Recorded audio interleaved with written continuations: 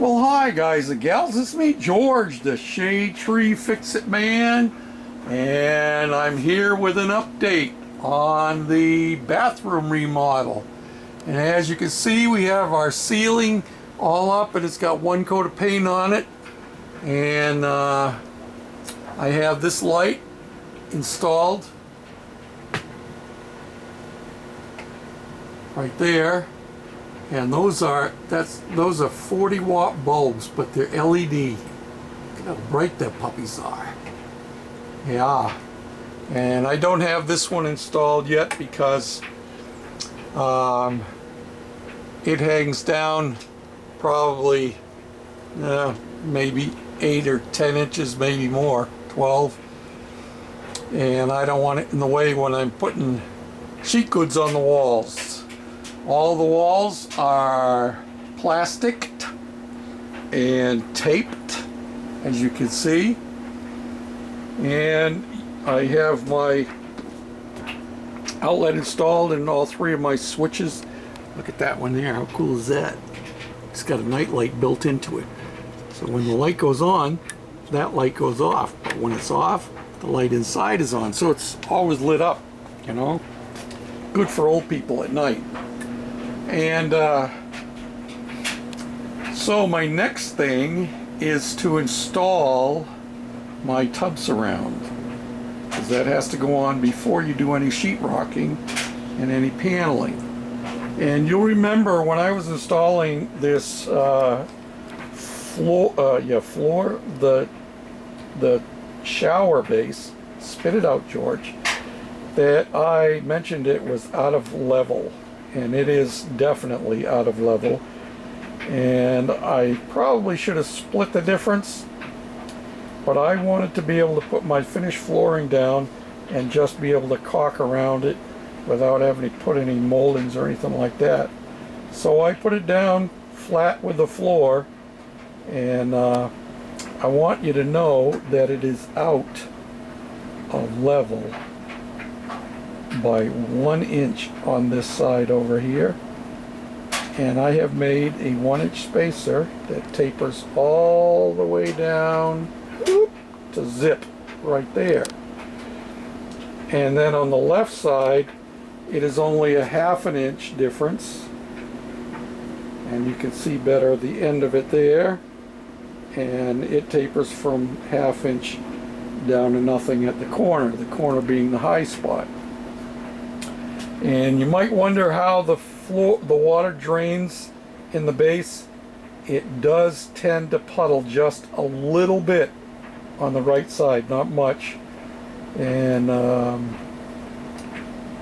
it actually was draining off. I was impatient, so I wiped it up the rest of the way so I can get on. So what happens now is I will put a bead of silicone all the way across. By the way, these spacers will not be seen once the surround is on the wall, because the surround actually sticks out.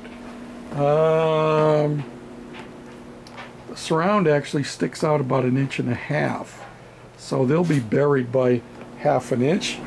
So anyway, I'm going to put a bead of silicone all the way around, and I will sit these down into the silicone. I'm also going to put silicone on the back side of them. And then I will silicone the top of them, because that's what will hold the seal between the base and the shower surround. So my next thing to do is test fit, do a dry fit. I did a dry fit yesterday before I had made the spacers. And by the way, these spacers are made out of PVC board, so they'll never rot, rust, or corrode. And I wanted to show you a little trick that I use to mark the exact position of where I have to drill my hole in the shower surround. I take a little bit of a red marker pen, not a red marker pen, a red paint pen in this case, and I'll see if I can get it up here. There, this is the one I used. Painter's pen, and I painted this. I put my shower surround in place and we made sure that we lifted it on this bottom corner here and had it pushed back tight against the corner in the wall, and then I pushed it against the paint. And the result of doing that is, I'll take you over here. Don't mind the mess in my bedroom because we have trashed it. And there's the red spot on the back of the shower surround. So that is the center of my hole, and I have to drill a 4-inch hole in there. Now you can imagine, if I don't get that 4-inch hole in the right place, I'm going to be in a world of hurt. You know what I mean? You only got one chance at this, not two, just one. So this is much more accurate than taking measurements, especially when you have a corner that is like this. This is actually a hollow corner here, and you have a rounded space here, so you get nothing perfectly square to measure off this way. I could measure off the other way, but this is the best way to do it, in my opinion, anyway. So my next chore is to bring these in here, and I'm going to set them on here, both of them. Actually, maybe I'll drill the hole in my surround first, and then I'll bring them both in, and I will screw this one on first, because the one that goes on this wall with the shower head is the first one to go on, and then the other one locks into it over on this side. So that's what I'm going to do right now, and I'll bring you back. So hold on to your hats, because here we go. Well, there they are. They are sitting in place. The one on the right has, I don't know, 3 or 4 screws holding it in place. That is the one that has the corner part of it, and the one on the left only has 1 screw, and I haven't seated it all the way down in. As you can see up there, it's sitting up probably 3/4 of an inch or more, and that's because it goes in, there's 3 pins on the back that go into slots that are tapered to pull it in tight into the corner here. And you can see it is not tight in the corner yet.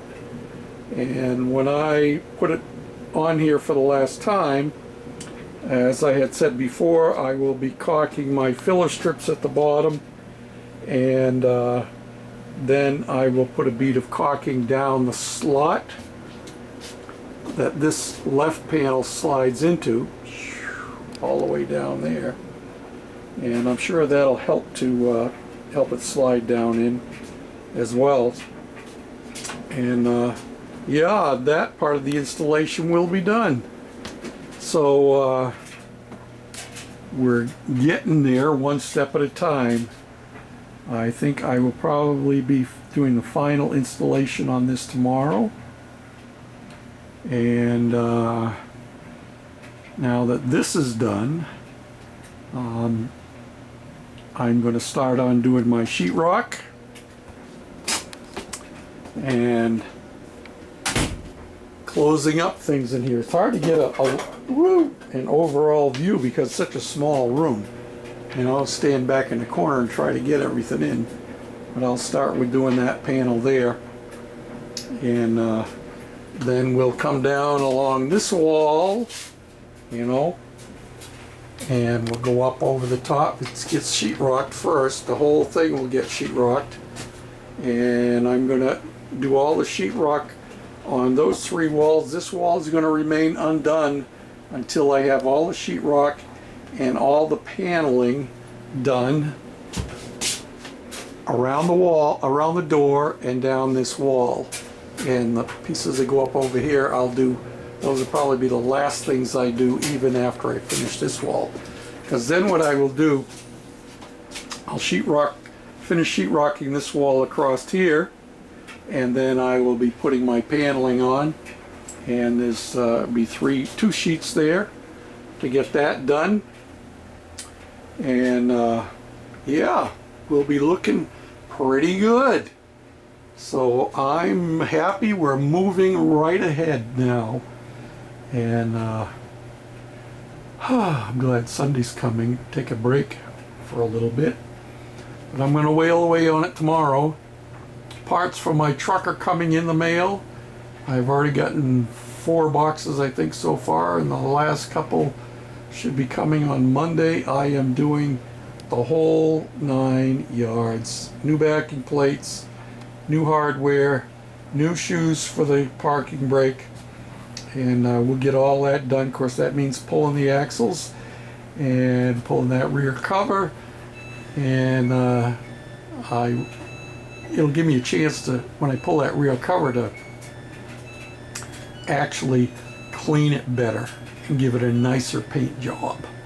It looks good from 20 feet away, but if anybody were to stick their head up under there, they'd see I painted over some places where the old paint that was on it was peeling.